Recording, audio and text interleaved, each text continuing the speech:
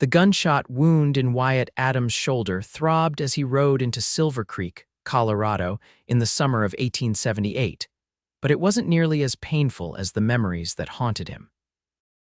The small mining town nestled in the Rocky Mountains was supposed to be his fresh start after 5 years of bounty hunting had left him with more scars than dollars. The late afternoon sun cast long shadows across the dusty Main Street as his buckskin horse trotted wearily past the saloon, general store, and doctor's office. It was at the latter that Wyatt pulled his horse to a stop, grimacing as he dismounted and tied the reins to the hitching post. The bell above the door jingled as Wyatt entered the doctor's office, removing his worn Stetson hat and revealing sun-bleached brown hair that hadn't seen a proper cut in months.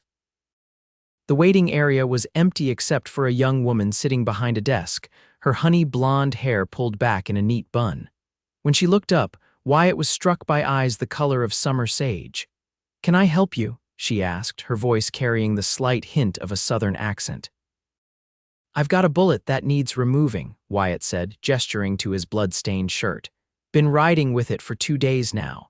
The woman stood quickly, concern replacing her professional demeanor. "Dr. Bryan is out on a house call, but I can help you. I'm Willa Jenkins, his assistant." Wyatt hesitated. "You a nurse?" "Better," she said with confidence that belied her youthful appearance. "I've been studying medicine with Dr. Bryan for 3 years now. I've removed more bullets than I care to count." Too exhausted and in too much pain to argue, Wyatt nodded.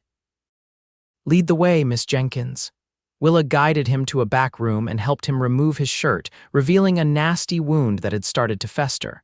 Her touch was gentle but assured as she examined the injury.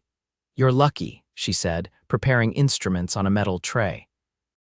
"The bullet's close to the surface. How did this happen?" "Disagreement with a cattle rustler," Wyatt said, not wanting to elaborate on the bounty he'd been hunting. Willa cleaned the wound with whiskey, making Wyatt hiss through his teeth. "You have a name, Cowboy?" she asked, clearly trying to distract him as she prepared to extract the bullet. "Wyatt Adams," he managed, gripping the edge of the examination table. "Well, Mr. Adams, this is going to hurt." She wasn't wrong. Despite the shot of whiskey she'd given him to drink, the pain was excruciating. But her hands never trembled, and within minutes, she'd extracted the bullet, cleaned the wound thoroughly, and was stitching him up with neat, precise sutures. "You've got a steady hand," Wyatt observed, sweat beading on his forehead. "And you've got a high tolerance for pain," she replied. "Most men would have passed out by now." "Had practice," he said, studying her as she worked. She couldn't be more than 25, yet her eyes held a wisdom beyond her years. "How'd a woman like you end up doctoring in a mining town?" Willa finished the last stitch before answering. "My father was a doctor in Richmond. He taught me everything he knew before he died in the war. When my mother passed from cholera 3 years ago, I came west. Dr. Bryan was the only physician willing to take on a female apprentice." Wyatt nodded, understanding the determination it must have taken. "And the town folk, they accept a woman doctor," a small smile played at her lips. "Not at first, but when the influenza hit last winter and Dr. Bryan fell ill himself, they didn't have much choice.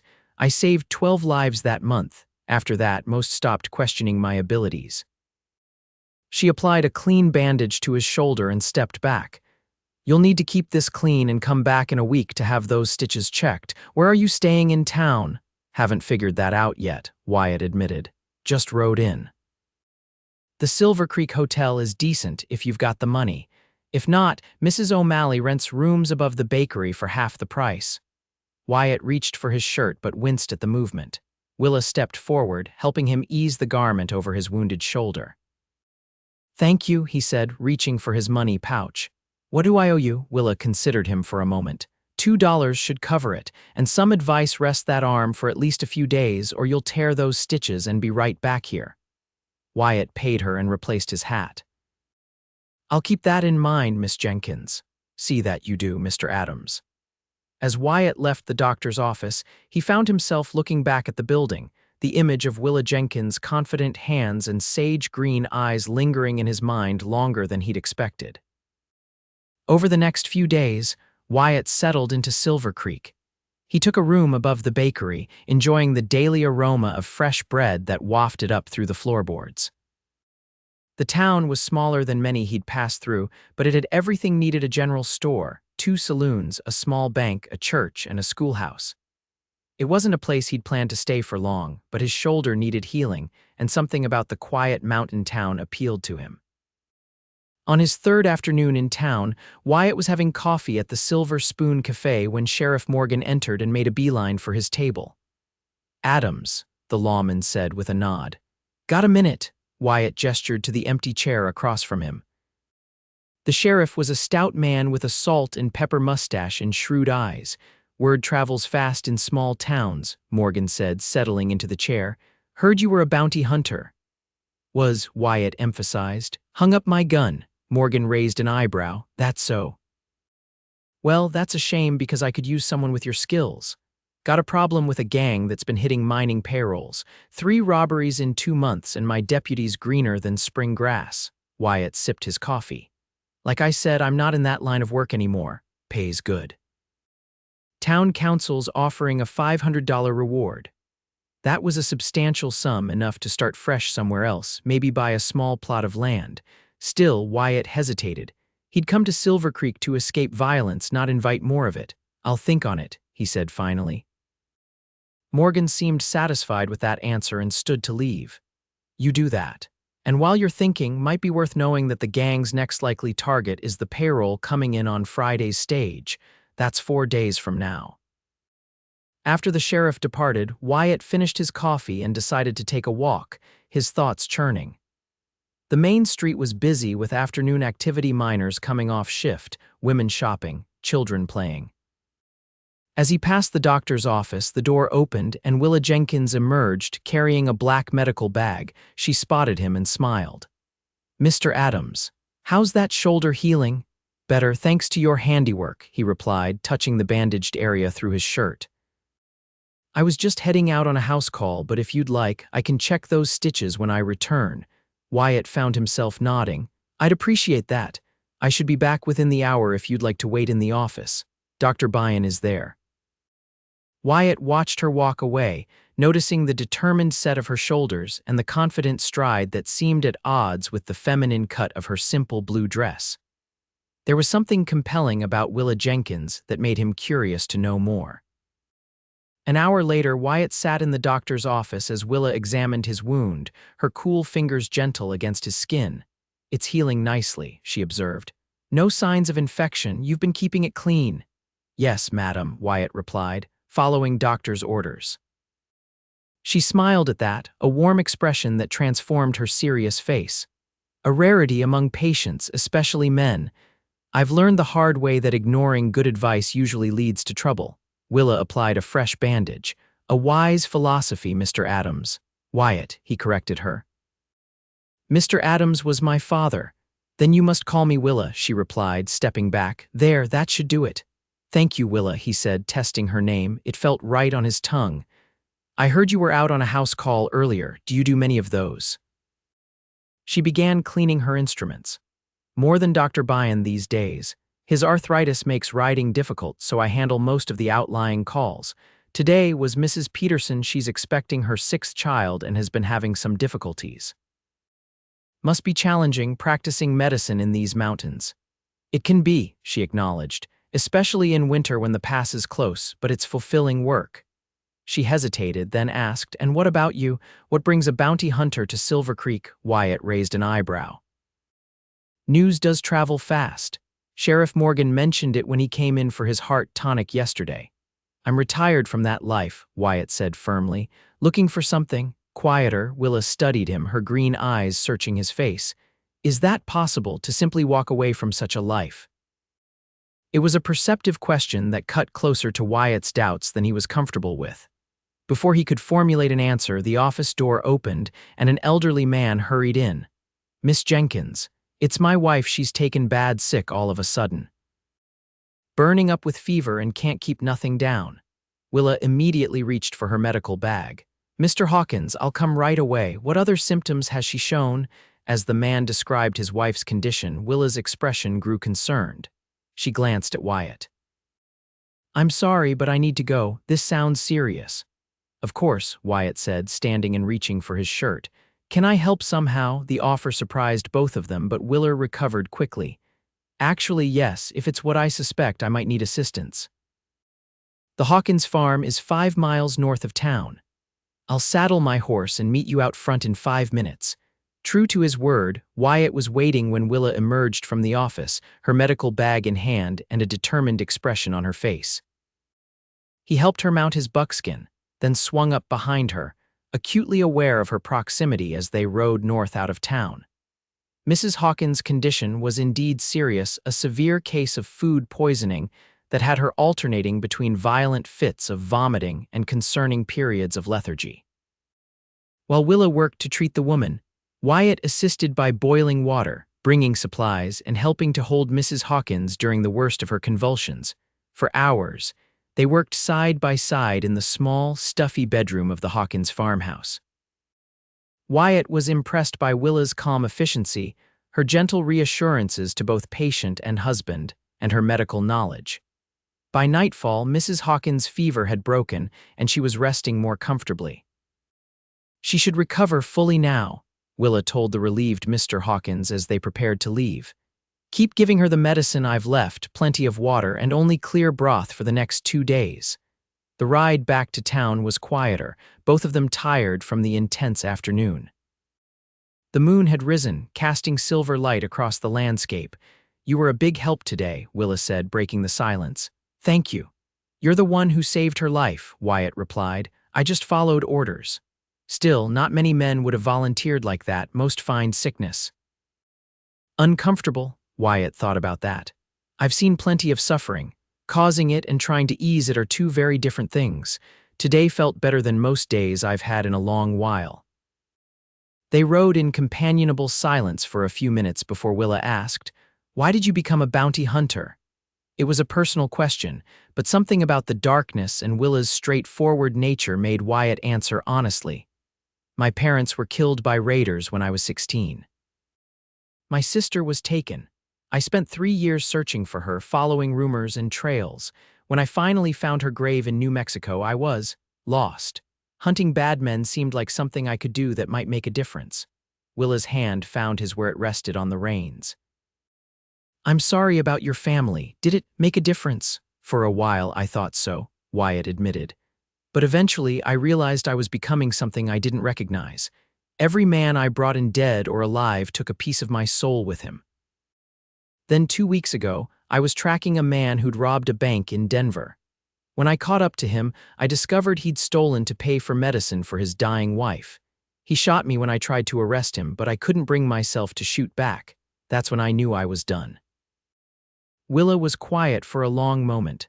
"That's why you came to Silvercreek, to start over?" "As good a place as any," Wyatt said. "Didn't expect to get patched up by a lady doctor, though." He could feel her soft laugh against his chest. "And I didn't expect to be treating a retired bounty hunter with a conscience. Life is full of surprises." When they reached town, Wyatt helped Willa down from the horse outside the doctor's office. The streets were quiet, most establishments closed for the night.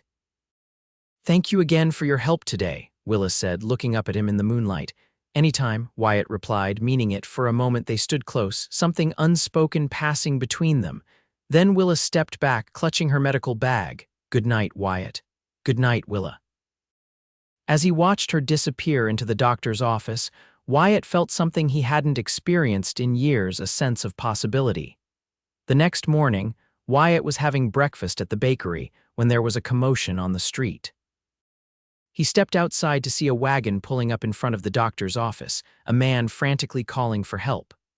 Without thinking, Wyatt hurried over. Inside the wagon lay a woman, pale and sweating, clutching her swollen belly. Her husband, a miner by the looks of him, was nearly in tears.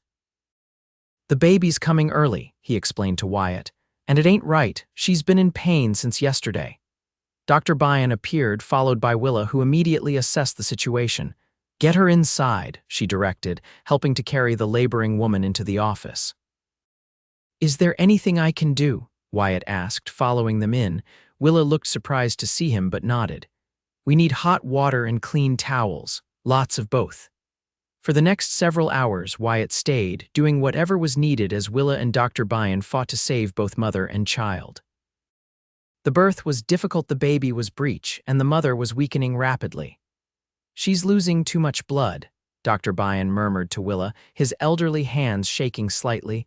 Wyatt watched as Willa took a deep breath, determination hardening her features. "I can do this," she said with quiet confidence. "I need you to prepare a tincture for the bleeding while I turn the baby." What followed was the most miraculous thing Wyatt had ever witnessed. With skillful hands and soothing words, Willa somehow managed to reposition the unborn child and guide it safely into the world, a tiny, red-faced girl with a surprisingly strong cry. The mother survived as well, though she was weak and would need careful monitoring. When it was over and the new family was resting, Wyatt found Willa in the back room washing blood from her hands, her face drawn with exhaustion. "That was incredible," he said softly. She looked up, seeming almost surprised to find him still there. "You stayed through all of it." "Wanted to make sure they were all right and that you were." A small smile touched her lips. "We saved them both. Some days that's the best you can hope for." "You need rest," Wyatt observed, noticing the dark circles under her eyes. "When was the last time you slept?" Willa's smile turned rueful. "I'm not entirely sure. Yesterday, perhaps?" "Come on," Wyatt said, making a decision.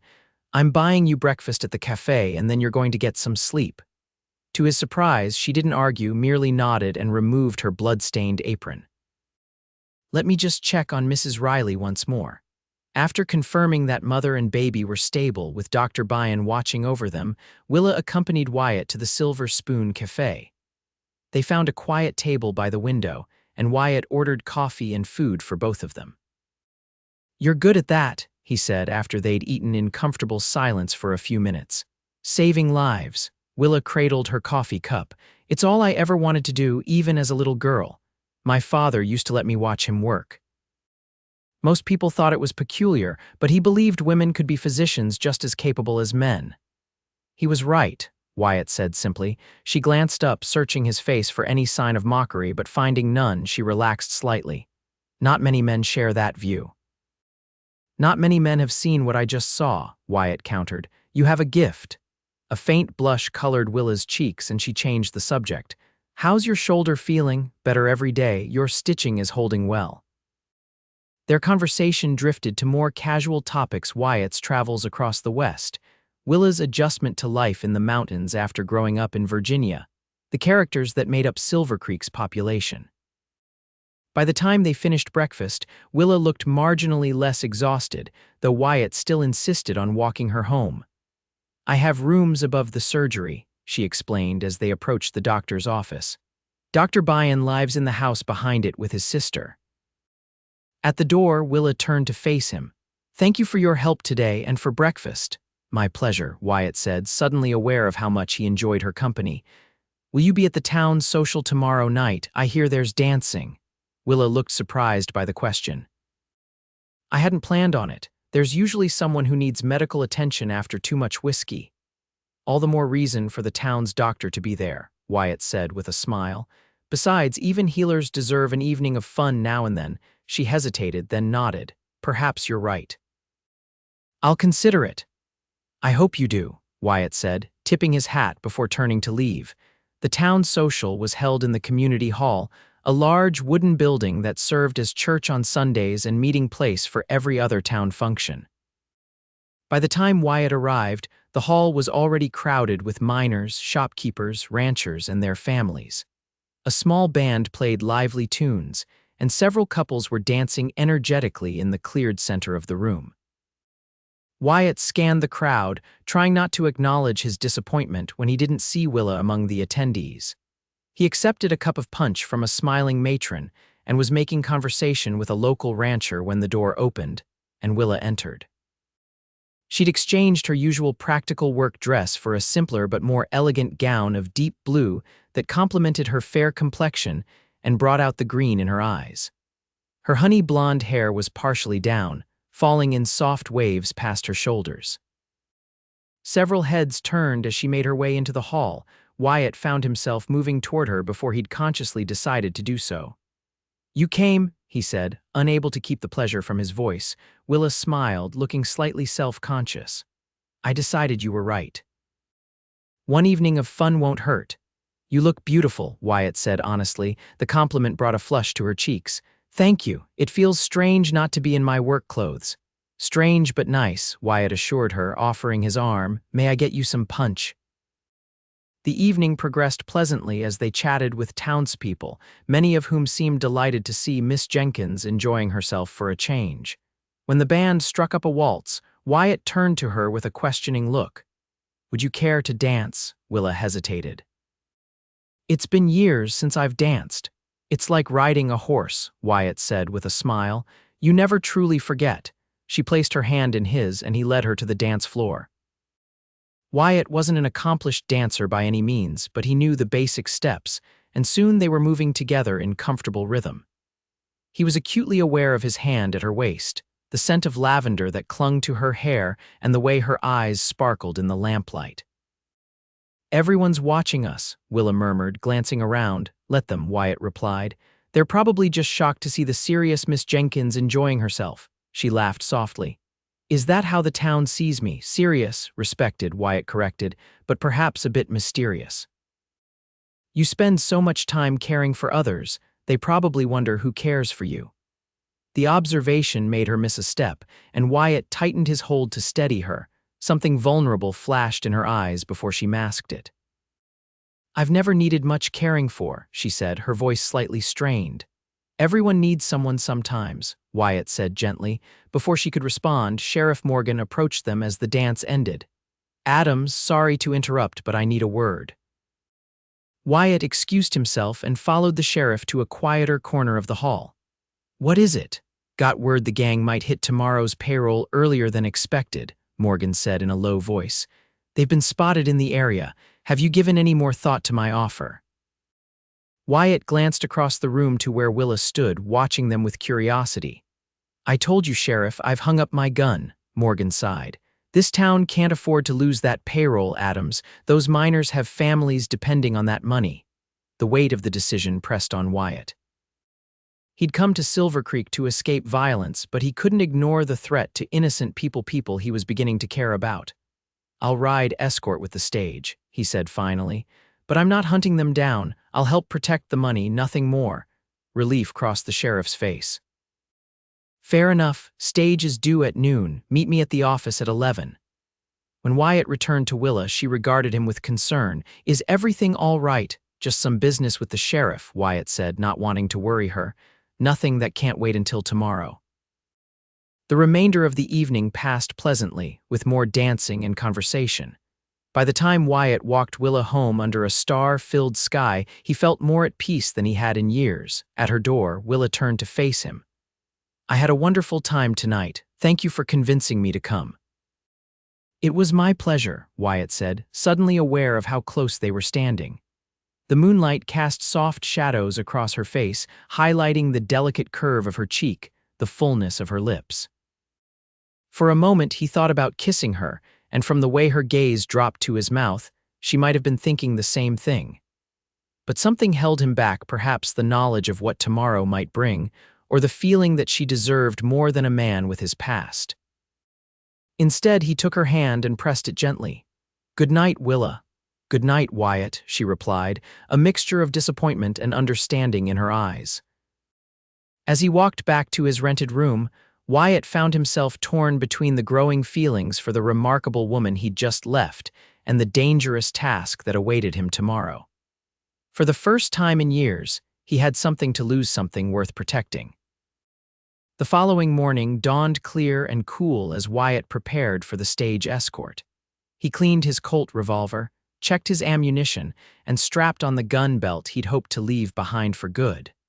The weight of it felt both familiar and foreign after the peaceful days in Silvercreek. As he left the bakery, he caught sight of Willa emerging from the doctor's office.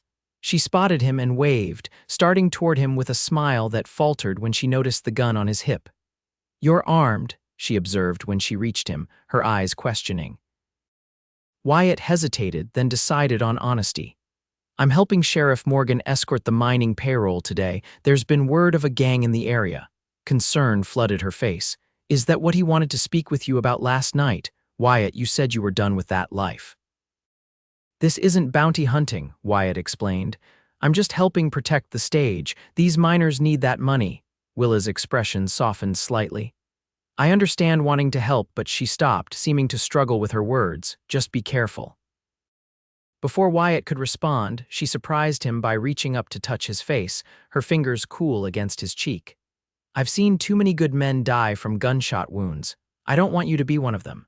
The genuine concern in her voice touched something deep within him. Impulsively, he covered her hand with his own.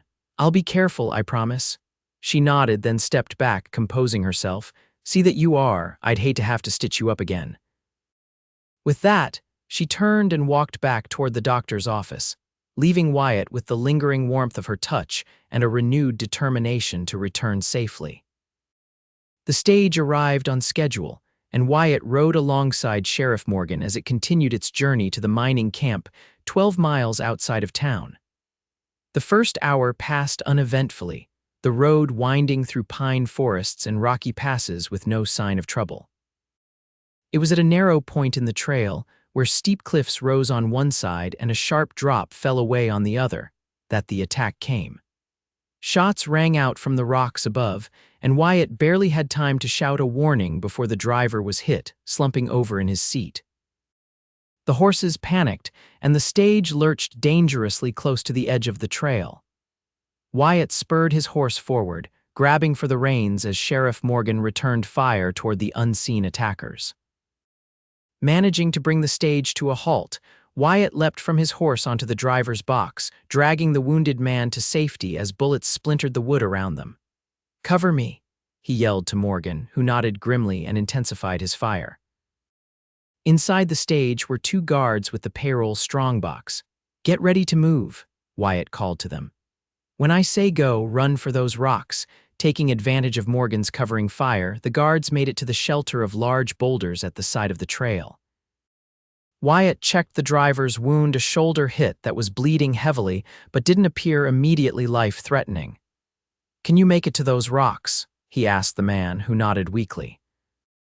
With Wyatt's help, the driver stumbled to safety just as 3 riders emerged from the trees above, charging down the slope toward them. Wyatt drew his Colt and fired, hitting the lead rider in the arm. The man yelled in pain but kept coming, returning fire with his good hand. What followed was a chaotic exchange of gunfire as Wyatt and Morgan faced off against the 3 bandits. One of the guards was hit in the leg, and Morgan took a graze to his side, but they managed to hold their position. When one of the attackers' horses went down, the tide began to turn. "Give it up," Morgan shouted. "You're outgunned." For a moment, it seemed the remaining bandits might surrender. Then the one Wyatt had wounded raised his pistol for a final desperate shot. Wyatt fired first, his bullet striking the man in the chest. With their leader down, the remaining outlaw threw down his weapon and raised his hands. The aftermath was a blur of activity securing the prisoner, tending to the wounded, and eventually continuing on to the mining camp with the payroll intact. By the time they returned to Silvercreek that evening, the story of the thwarted robbery had preceded them, and a crowd had gathered to welcome the heroes. Wyatt wanted nothing more than to disappear to his room, wash away the blood and dust, and forget the man he'd been forced to kill. Instead, he found himself being clapped on the back, offered drinks, and hailed as the town's savior alongside Sheriff Morgan. It was as he was trying to extricate himself from the well-meaning crowd that he spotted Willa hurrying toward him, her medical bag in hand, concern etched on her face. "Are you hurt?" she asked, her eyes scanning him for injuries. "Not me," Wyatt assured her. "But the stage driver took a bullet to the shoulder, one of the guards was hit in the leg, and the sheriff has a graze on his side." Relief washed over her features before professional determination took its place. "Where are they?" "At the sheriff's office. I can take you." Wyatt escorted her through town, the crowd parting to let the doctor through. At the sheriff's office, Willa immediately set to work, examining and treating the wounded with her usual efficiency. Wyatt stayed to help, holding bandages, fetching water, and assisting where needed. It was late by the time the last patient was treated, with the stage driver and injured guard resting comfortably in makeshift beds in the sheriff's cells. Willa packed up her medical supplies, exhaustion evident in every movement. "Let me walk you home," Wyatt offered, taking her heavy bag. Outside, the night was quiet, the excitement of earlier having died down as the townspeople returned to their homes. They walked in silence for a while, Wyatt acutely aware of the distance Willa seemed to be maintaining between them. "I heard what happened," she said finally. "About the man you had to shoot." Wyatt tensed. "News travels fast." "It's a small town," she replied. "Are you all right?" The simple question, asked with such genuine concern, threatened to unravel the tight control Wyatt had been maintaining over his emotions. "I didn't want to kill him," he said, his voice rougher than he intended. "I thought I was done taking lives." Willa stopped walking and turned to face him. "You saved lives today, Wyatt. The driver, the guards, the sheriff, they're alive because of you. The miners' families will eat this month because of what you did." "Doesn't make it any easier," Wyatt admitted. "No," she agreed softly. "It shouldn't be easy. The fact that it troubles you so deeply shows the kind of man you really are." They had reached the doctor's office, and Willa took her bag from him. In the pale glow of the street lamp, her face was shadowed, but her eyes reflected a warmth that eased some of the tension in Wyatt's shoulders. "Thank you," he said simply. "For what?" "For seeing something in me worth believing in." A small smile touched her lips. "Get some rest, Wyatt. Doctor's orders." The next morning, Wyatt woke to a knock on his door. Opening it, he found a young boy holding a note. "Miss Jenkins asked me to bring this to you, mister," the child said, thrusting the paper toward him. Wyatt unfolded the note to find Willa's neat handwriting. "Wyatt, I've been called to the Peterson farm for an emergency. Mrs. Peterson's time has come early and there are complications. I don't know when I'll return. Please check on our patients at the sheriff's office if you can." Willa concern furrowed Wyatt's brow. He remembered Willa mentioning Mrs. Peterson, the expectant mother she'd been visiting when they first rode out together. Quickly dressing, he decided to follow her instructions and check on the wounded men. At the sheriff's office, he found the patients doing well. The stage driver's fever had broken, and the guard's leg wound was clean with no signs of infection. Sheriff Morgan himself was moving stiffly, but insisted he was fit as a fiddle. After ensuring they had everything they needed, Wyatt spent the day helping with repairs to the damaged stagecoach and dealing with the aftermath of yesterday's events. By evening, there was still no sign of Willa. Increasingly worried, Wyatt saddled his horse and rode out to the Peterson farm, 5 miles north of town. The sun was setting as he approached the modest homestead, casting long shadows across the yard where several chickens pecked at the dirt. Mr. Peterson met him at the door, his face haggard with worry. "You a doctor?" he asked hopefully. "No, just a friend of Miss Jenkins," Wyatt replied. "How is everything?" The man's face fell. "Not good. The baby won't come and Miss Jenkins has been working for hours. My Mary's getting weaker." "Is there anything I can do to help?" Wyatt asked. Peterson shook his head, then reconsidered. "Actually, yes. Miss Jenkins hasn't eaten or rested since she got here this morning. Maybe you could convince her to take a break. She won't listen to me." Wyatt nodded and entered the house, following the sounds of low voices to a back bedroom. He knocked softly on the half-open door. "Come in," called Willa's tired voice. The scene inside the small bedroom was one of quiet crisis. A pale young woman lay in the bed, her face drawn with exhaustion and pain. Willa sat beside her, her sleeves rolled up and her apron stained. She looked up in surprise when Wyatt entered. "Wyatt, what are you doing here?" "Checking on you," he said simply. "You've been here all day." A flicker of gratitude crossed her face before she turned back to her patient. "Mrs. Peterson's labor has stalled. The baby is in distress." Wyatt moved closer, speaking softly. "What can I do?" Willa hesitated, then made a decision. "Stay with her, talk to her, keep her calm." "I need to prepare some instruments." While Willa stepped away to her medical bag, Wyatt took her place at Mrs. Peterson's bedside. The young woman looked at him with frightened eyes. "Are you Miss Jenkins' husband?" she asked weakly. The question startled Wyatt. "No, madam, just a friend." "She's a good doctor," Mrs. Peterson whispered. "Said she might have to cut the baby out. I'm scared." Wyatt took her hand, remembering how Willa had steadied patience with her calm confidence. "Miss Jenkins knows what she's doing. You're in good hands, Mrs. Peterson." When Willa returned, her face was set with determination. "Mary, I'm going to have to perform a cesarean section. Do you understand what that means?" The woman nodded fearfully, tears spilling down her cheeks. "Will my baby live?" "I'm going to do everything in my power to save you both," Willa promised. She turned to Wyatt. "I need your help." What followed was the most intense and intimate experience of Wyatt's life. Under Willa's direction, he administered chloroform, held instruments, provided light, and supported her through the delicate procedure. The gravity of what they were doing, literally holding two lives in their hands, created a bond between them that transcended words. When the tiny infant boy was finally lifted from his mother and let out a strong cry, the relief in the room was palpable. Willa worked quickly to suture the incision while Wyatt cleaned and wrapped the newborn. "He's beautiful, Mary," Willa said with a tired smile as she placed the swaddled infant in the mother's arms. "You did wonderfully." Exhausted but successful, they left mother and child resting while Mr. Peterson sat vigil, tears of joy streaming down his weathered face. In the Petersons' kitchen, Wyatt insisted that Willa eat something before they rode back to town. "That was incredible," he said as she slowly ate the bread and cheese he'd prepared. "I've never seen anything like it." Willa looked up, fatigue evident in every line of her face. "It was a risk. Many doctors wouldn't attempt such a procedure outside of a hospital. But you did, and you saved them both." "We saved them," she corrected softly. "I couldn't have done it without your help." The simple acknowledgement touched Wyatt deeply.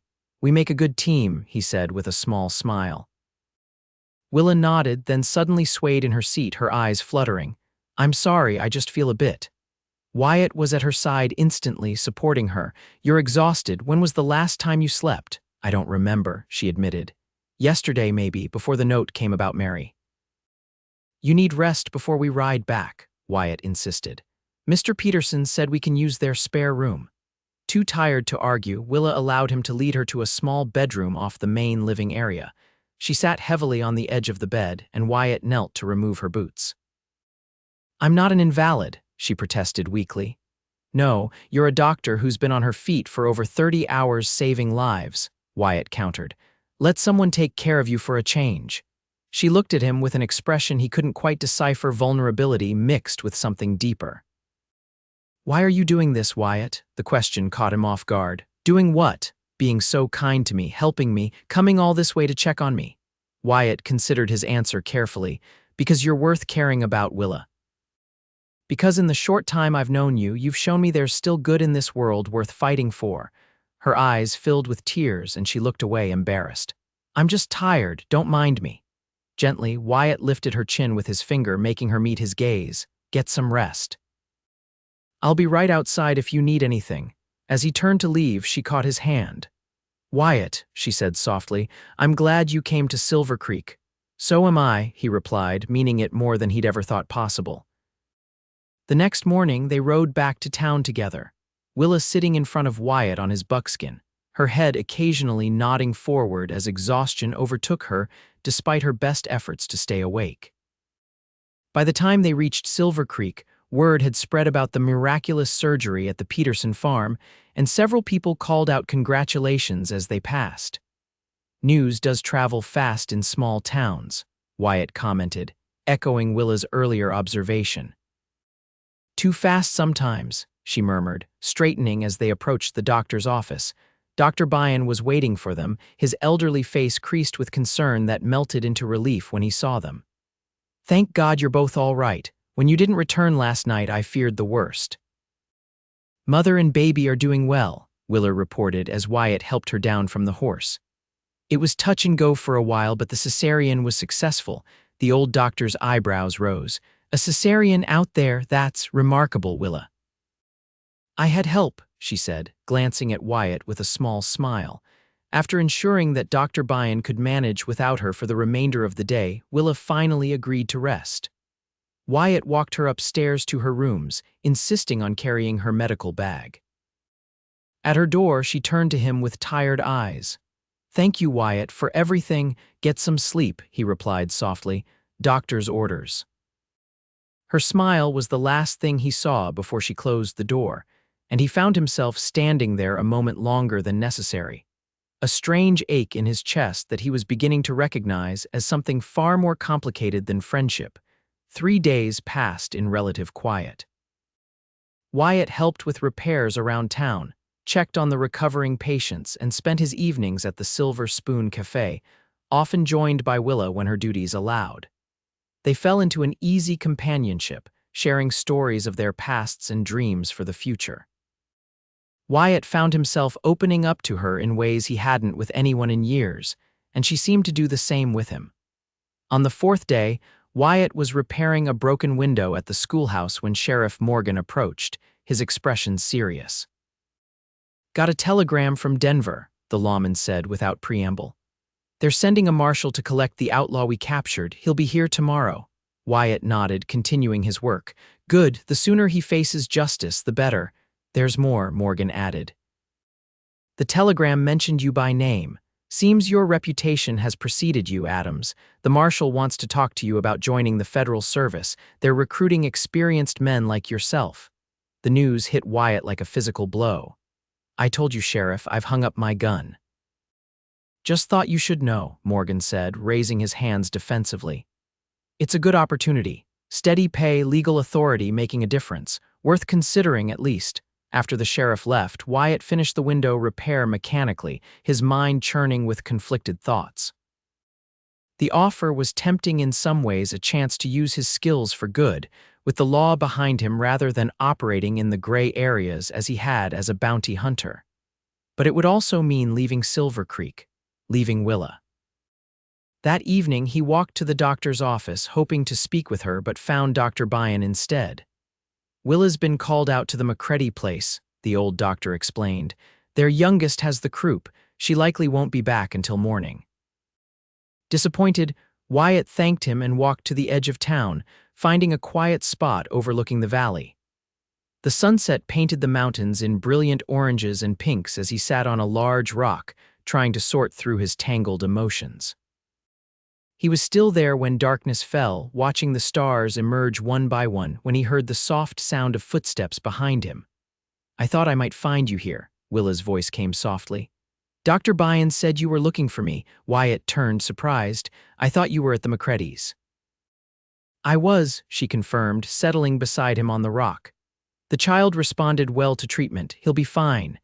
They sat in companionable silence for a moment, gazing at the stars. "Something's troubling you," Willa observed eventually. "I can see it in your face," Wyatt sighed. "The sheriff got a telegram today. There's a federal marshal coming tomorrow, and apparently he wants to talk to me about joining the U.S. Marshal's service." "Oh," the single syllable carried a wealth of understanding. "Will you go?" "I don't know," Wyatt admitted. "A few weeks ago, I might have said yes without hesitation. It's good work, important work. But now," he turned to look at her, her face silvered by moonlight, "now I've found something in Silvercreek that makes me want to stay." Understanding dawned in her eyes, but with it came a shadow of doubt. "Wyatt, I would never want to hold you back from something you're meant to do." "What if this is what I'm meant to do?" he asked, gesturing to the town below them. "Find a place to put down roots, maybe start a ranch, build a life that doesn't involve chasing wanted men across the territory." Willa was quiet for a moment, considering his words. "Is that really what you want? Or would you grow restless here, eventually regretting the choice?" It was a fair question, one that Wyatt had been asking himself. "I think what I've been looking for all these years wasn't really about hunting bad men. It was about making a difference, finding purpose. I thought that meant one thing, but now I'm not so sure." She reached out, her hand finding his in the darkness. "Whatever you decide, I want you to know these past weeks have been special to me." Wyatt interlaced his fingers with hers. "They've been special to me too, Willa, more than you know." The next morning, the marshal arrived on the early stage, a tall, stern-looking man named Brooks, who viewed the town with the evaluating eye of someone who had seen many such places come and go. He met with Sheriff Morgan first, then requested to see Wyatt. They talked for nearly an hour in the sheriff's office, Brooks outlining the opportunities and responsibilities of a deputy U.S. Marshal's position. The man was direct but fair, making no attempt to sugarcoat the dangers or hardships of the job. Your reputation precedes you, Adams, Brooks concluded. We need men with your experience and judgment. I'll be heading back to Denver in 2 days. You have until then to give me your answer. After the meeting, Wyatt walked through town, his thoughts still unsettled. He found himself heading toward the doctor's office without conscious decision, drawn there as if by an invisible force. The bell jingled as he entered, and Willa looked up from where she was organizing medicines on a shelf. Her face brightened when she saw him, then grew more serious as she registered his expression. You spoke with the marshal, she guessed. Wyatt nodded.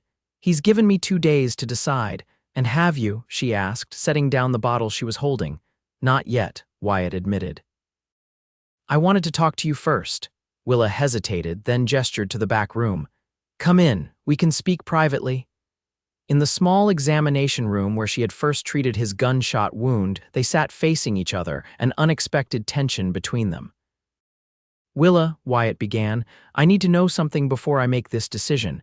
These past weeks, the time we've spent together, has it meant as much to you as it has to me? Her eyes widened slightly at his directness. Yes, she said softly, of course it has. Because I find myself thinking about the future for the first time in years, Wyatt continued. And when I do, you're part of it. Willa's breath caught, but before she could respond, the door burst open and a frantic woman appeared. Miss Jenkins, you have to come quick. It's my sister. She's burning up with fever and can't keep anything down. Dr. Bryan is already with the Miller twins and he sent me to find you. Willa stood immediately, reaching for her medical bag. I'll come right away, Mrs. Thornton. She turned apologetically to Wyatt. I'm sorry, but go, he said, understanding. We'll finish this conversation later. As she hurried out with the distressed woman, Wyatt was left alone in the examination room, his unfinished declaration hanging in the air between them. The remainder of the day passed slowly for Wyatt as he helped load the captured outlaw onto the afternoon stage for transport to Denver. Marshal Brooks would follow in 2 days, expecting Wyatt's answer before he left. The weight of the decision pressed heavily on him as evening approached with no sign of Willa's return. Unable to sit still, Wyatt decided to check on her whereabouts. Dr. Bryan informed him that she was still at the Thornton place, dealing with what appeared to be a serious case of typhoid fever. Should I ride out there? Wyatt asked, concerned. She might need help. The old doctor shook his head. Not unless you want to risk exposure yourself. Typhoid's nasty business. Willa knows what she's doing, and she's had it before, so she's less likely to catch it again. Best thing you can do is wait. Reluctantly, Wyatt heeded the advice and returned to his room above the bakery. Sleep eluded him as he weighed his options, his thoughts continually returning to Willa, her compassion, her strength, the way she looked at him as if she saw beyond his past to the man he could be. By morning, he had made his decision. He walked to the sheriff's office and found Marshal Brooks having coffee with Sheriff Morgan. I've decided to decline your offer, Marshal, Wyatt said without preamble. I appreciate the opportunity, but my place is here now. Brooks studied him for a moment, then nodded. Sheriff Morgan mentioned you might say that. Can't say I'm not disappointed, but I respect a man who knows his own mind. He extended his hand. If you ever change it, the offer stands. Wyatt shook the marshal's hand, feeling as if a weight had lifted from his shoulders. As he left the office, his step was lighter, his path clearer than it had been in years. His next stop was the general store, where he made a significant purchase before heading to the livery stable to saddle his horse. The Thornton place was 8 miles east of town, and he was determined to see Willa today, typhoid risk or not.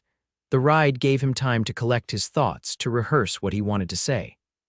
By the time he arrived at the modest homestead, the sun was high overhead, promising another warm day. Mrs. Thornton met him at the door, her face drawn with worry but showing cautious optimism. My sister's fever broke this morning, she informed him. Miss Jenkins says she's past the worst of it, thank the Lord. Is Miss Jenkins still here? Wyatt asked. She is, but Mrs. Thornton hesitated. She took ill herself a few hours ago. Nothing serious, she insists, just exhaustion, she says, but she's resting in the spare room. I was about to send my boy to town for Dr. Bryan. Concern flooded Wyatt. May I see her, Mrs. Thornton led him to a small bedroom at the back of the house, knocking softly before opening the door. "Miss Jenkins, Mr. Adams is here to see you." Willa was lying on a narrow bed, her face pale and drawn, her honey blonde hair loose around her shoulders. Despite her obvious fatigue, she sat up when Wyatt entered, surprise and something warmer lighting her eyes. "Wyatt, what are you doing here?" Mrs. Thornton discreetly withdrew, closing the door behind her. "I came to see you," Wyatt said, moving to her bedside. "Mrs. Thornton says you're ill." Willa shook her head dismissively. "I'm not ill, just tired. I've been up for nearly 2 days straight with Mrs. Thornton's sister." Relief washed over Wyatt. "You had me worried. You shouldn't have come all this way," she chided gently. "What about your meeting with the marshal?" "It's done," Wyatt said. "I declined his offer." Surprise flashed across her face. "You did? Why?" Wyatt took a deep breath, then sat on the edge of the bed and took her hand in his. "Because my place is here now, with you if you'll have me." Willa's eyes widened. "Wyatt, I don't want you to give up your chance at I'm not giving up anything," he interrupted gently. "I'm choosing something better, something that matters more." She searched his face as if looking for any sign of doubt or regret. Finding none, she smiled softly. "I'm sick," she said quietly. Wyatt smiled in return, raising her hand to his lips. "Then I'll sit beside you till you're ready to smile." The simple promise brought tears to her eyes. "I'm smiling now," she whispered. "So you are," Wyatt agreed, leaning forward to press a gentle kiss to her forehead. "But I think I'll stay anyway, if that's all right with you."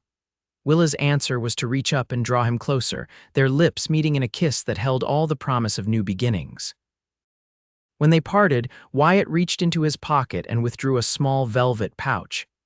"I bought something in town today," he said, a hint of nervousness in his voice.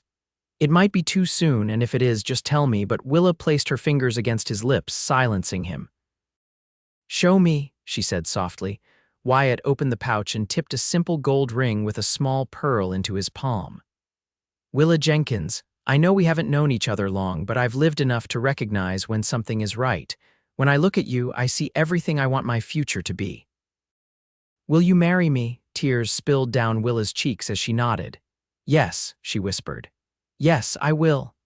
Gently, Wyatt slipped the ring onto her finger, then gathered her in his arms, holding her as if she were the most precious thing in the world, and to him she was. 3 months later, on a crisp autumn day, Wyatt Adams and Willa Jenkins were married in the Silvercreek Community Hall, surrounded by the townspeople who had become their extended family. Dr. Byron gave the bride away, beaming with paternal pride. Sheriff Morgan served as best man, while Mrs. Thornton and her now recovered sister stood as matrons of honor. Little Mary Peterson, fully recovered from her cesarean birth, attended with her healthy baby boy, whom she had named Wyatt in honor of the man who had helped bring him safely into the world. The Macready child, cured of croup, sang in the children's choir that performed at the reception. As Wyatt danced with his bride under strings of lanterns, he marveled at the twists of fate that had brought them together: a bullet wound, a chance meeting, and a series of moments where they had chosen each other over and over again. "Happy, Mrs. Adams?" he asked, drawing her closer. Willa's smile was radiant. "More than I ever thought possible. And you, Mr. Adams, any regrets about staying in our little town?" Wyatt shook his head, his eyes never leaving hers. "Not a single one. This is exactly where I'm meant to be." As they danced under the stars, surrounded by the community they'd both committed to serve, Wyatt knew with certainty that his wandering days were over. In Willa, he had found not just love but purpose, a chance to heal rather than harm, to build rather than destroy. And in the years that followed, as they welcomed children of their own, as Willa continued her medical practice with Wyatt by her side, as they weathered life's inevitable storms together, they would often remember that first promise to sit beside each other until smiles returned. It was a promise they kept, through sickness and health, through joy and sorrow, through all the days of their lives together in the town that had become their home.